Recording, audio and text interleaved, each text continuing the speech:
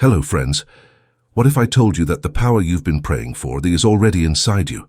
That the answers you seek, the strength you crave, the breakthrough you keep chasing, it's not out there somewhere. It's in you. Right now. Not after you fix everything. Not after you feel worthy. Now. So the real question isn't, is God with me? The question is, are you acting like it? If God is within you, then how you carry yourself in the world is not just a matter of preference, it's a matter of alignment. You become a walking representation of something higher, something sacred. You are not just a person anymore. You are a vessel of potential, a reflection of divine intelligence, capable of making decisions that honor your highest self. That means your daily actions carry weight. Your choices, your words, even your posture and presence, each of them speaks a silent message to the world about who you believe you are and what you believe lives inside you. To live like God is within you is to walk with a certain kind of discipline, not the harsh kind, not the punishing kind, but the kind rooted in reverence. You clean your home not just to avoid mess, but because your space reflects your mindset. You wake up early, not just to be productive, but because your time is valuable. 2. Valuable to be wasted in a fog of excuses. You speak with clarity because your voice matters. You eat with intention because your body is a temple. You honor your relationships because love is sacred. Every action becomes a form of worship, not in ritual but in respect. It doesn't mean you're perfect, it means you are present. You're aware. You don't just drift through your days, you direct them. Because when you carry that divine awareness inside, there's no such thing as just getting by. There's excellence, there's mindfulness, there's responsibility. You begin to treat every moment as an opportunity to reflect something greater than your current mood or emotion. You stop saying, this is just how I am, and start saying, this is who I'm becoming. And that shift, when you stop identifying with your flaws and start identifying with your source, is where the transformation begins. Because if God is within you, then laziness can no longer be your identity. Bitterness can no longer be your companion. Insecurity can no longer be your guide. Those things might visit you, but they no longer get to live in you. Instead, you choose courage, you choose grace, you choose growth. Not because it's easy, but because it's necessary to honor what's inside of you. Living as if God is within you means you take the high road even when it's uphill. It means you respond with calm when others are loud. It means you do the right thing when nobody's watching. Because someone is watching, you, your future self, your inner self, that divine self. It sees everything you do and keeps the score in a different kind of ledger, not in rewards or punishments, but in the strength of your own spirit. And when you walk like this, something amazing happens. People start to feel it. They won't always know what it is, but they'll sense something different. They'll say you have presence. They'll say you're grounded. They'll say you carry peace. That's not ego. That's alignment. That's the fruit of inner order. That's what happens when your internal world reflects a divine truth, and your external world begins to adjust accordingly. You don't need to shout your beliefs to the world. Your energy does the talking. Your discipline does the talking. Your kindness, your work ethic, your consistency, those things echo louder than any sermon. You become the proof. You become the message. You become the walking evidence that something beautiful is at work in this world, and it's working through you. If God is within you, then the limits you've accepted for your life are lies you've agreed to, not because you're weak, but because you've forgotten the power that lives inside. Most people are walking around with their heads down, dreams shrunk to match their circumstances, waiting for permission to believe in themselves. But when you truly grasp that divine potential is already within you, you stop waiting. You start building, you stop shrinking, you start expanding. You begin to see every problem not as a stop sign, but as a stepping stone to becoming who you were always meant to be. You weren't created to just get by. You were created to shine. That doesn't mean fame or fortune. It means fullness. Fullness of potential, fullness of purpose. When you act as if God is within you, mediocrity becomes uncomfortable. Why? Because you're meant for more, and deep down you know it. You've known it all along. You've just been distracted, discouraged, maybe even disappointed. But here's the truth, the setback wasn't the end. It was the reminder. A reminder that you were never supposed to live small, that within you is a spark of something infinite, and it's time to let it burn. Too many people think their circumstances define their worth, but when the divine is inside you, it's the other way around. Your worth defines how you handle your circumstances. You don't beg for opportunities. You create them. You don't hope to be chosen. You choose yourself. You start walking into rooms not wondering if you belong, but knowing you bring something valuable with you. That kind of self-respect doesn't come from ego. It comes from understanding. It comes from connection to something higher that speaks through your intuition, your conscience, your drive. You stop competing and start becoming. You stop imitating and start initiating. Every gift you have, every talent that stirs in your heart is not random. It's evidence. It's a sign that there's a mission coded into your design, and the more you ignore it, the more restless you'll feel. That restlessness isn't punishment. It's guidance. It's your calling trying to get your attention. And when you start answering that call, life shifts. You stop asking, why me, and start asking, why not me? You begin to live with a kind of authority that says, if I was given the vision, I was also given the power to bring it to life. But that power isn't loud. It doesn't need to be. It's steady, it's focused, it shows up in discipline, in habits, in quiet confidence. You stop chasing shortcuts and start building foundations. You stop wishing for change and start becoming the change. That's the difference between living on the surface and living from the source. And the world begins to respond differently to you, not because the world changed, but because you did.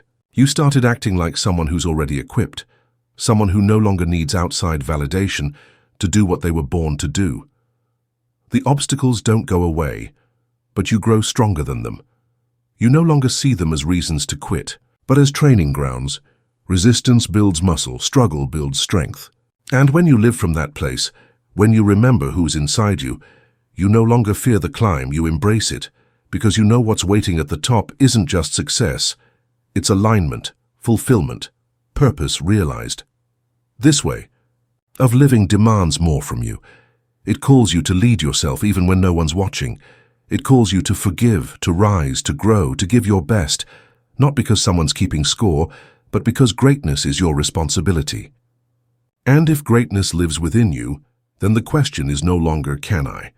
The question becomes, will I answer the call? If God is within you, then the words you speak, especially to yourself, carry divine power. Every sentence becomes a seed. What you say out loud has the potential to shape what you experience in silence. Too often, people underestimate the voice they hear the most, their own. They speak carelessly about who they are, what they can do, and what they're worth. They say things like, I'm not good enough, I always mess up, or I'll never get there. And they don't realize they're writing their own future in real time. The voice inside your head becomes the architect of your reality. You can either build yourself up or slowly tear yourself down. The truth is, if something divine lives within you, your words are not just commentary, they're commands. When you say, I can't, the part of you that listens, the part connected to your purpose, starts to believe it. But when you say, I will find a way, that same part wakes up and begins searching for the path. Words unlock the mind. They determine what gets activated and what remains dormant. And the most important conversation you'll ever have is the one no one else hears, the one between you and yourself. When you act like something sacred is inside you become mindful of your language, not in a superficial way, but because you understand the weight it carries. You begin to use words like tools, shaping your thoughts, reinforcing your beliefs, and reinforcing your vision. You speak possibility, you speak progress, you speak patience, not just when things are going well, but especially when they aren't. That's when your words matter most, when you're tired, disappointed, or facing fear, because in those moments the wrong words can make you sink deeper, while the right ones can lift you out. Speak to yourself as if you are worth believing in. Not because you're trying to fake it, but because deep down there's truth inside you that your words can either unlock or bury. You don't need external praise to feel valuable when your inner voice speaks life. Encouragement from others is nice, but it's not dependable. What's dependable is your own voice, trained, intentional, and rooted in strength. It becomes your anchor in chaos. It becomes your guide through uncertainty. Words also shape how you treat others. When you realize the divine is within you, you begin to realize it's within them too. That means your words can heal or harm, they can inspire or injure, so you choose carefully. You affirm, you elevate, you correct without crushing, you challenge without condemning. And the amazing thing is, as you lift others with your voice, you lift yourself in the process, because speaking greatness into the world strengthens the greatness within you. Your vocabulary becomes your atmosphere. If you constantly speak frustration, you live in frustration. If you speak gratitude, your world starts to look like a blessing. This is not about ignoring reality. It's about choosing the lens through which you interpret it. Every challenge becomes an opportunity. Every failure becomes feedback. Every delay becomes development. And the words you use help you see it that way. There will always be negative voices around you, people who doubt, people who criticize, people who only see limitations.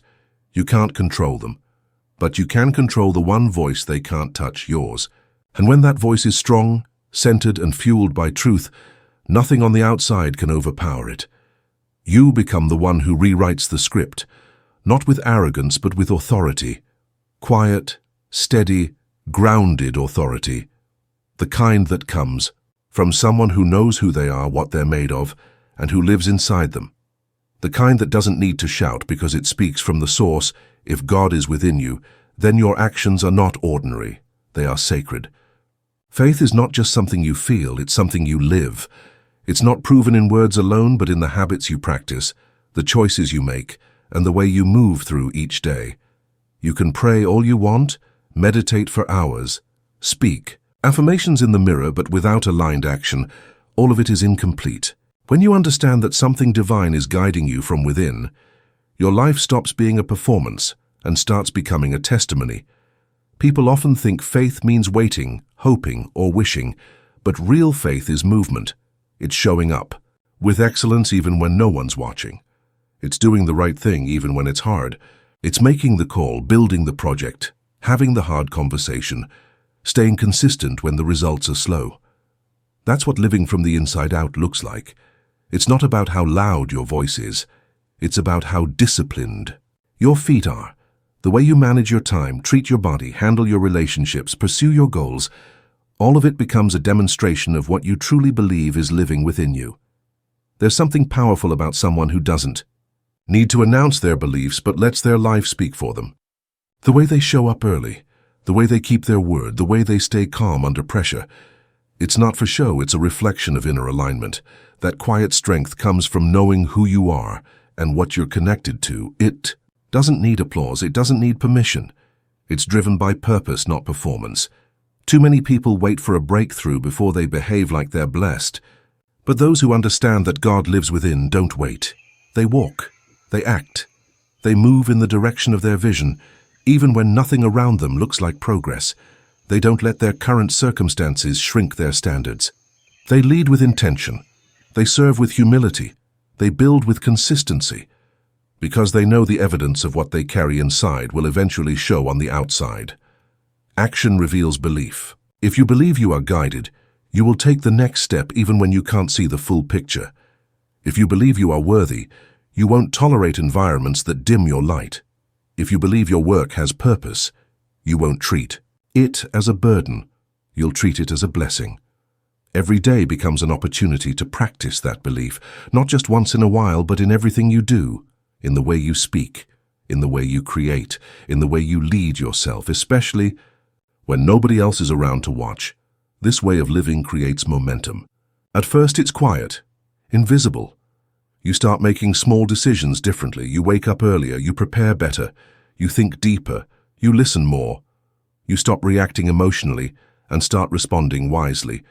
Over time, these invisible decisions compound. They build character, they build strength, they build results, and the people around you may not understand what changed, but they will feel it. Your energy will shift. Your presence will speak before you say a word. Not because you tried to impress anyone, but because your life is speaking for itself. You stop chasing validation because your consistency becomes your credibility. You stop explaining yourself because your results do the talking. You stop begging for favor and start living like you already have it. And the truth is, you do. The moment you begin to act like God is within you, you give birth to a new level of self-respect, discipline, and excellence. Not out of obligation, but out of deep inner knowing. Your actions become more than just tasks. They become alignment, they become service, they become faith in motion.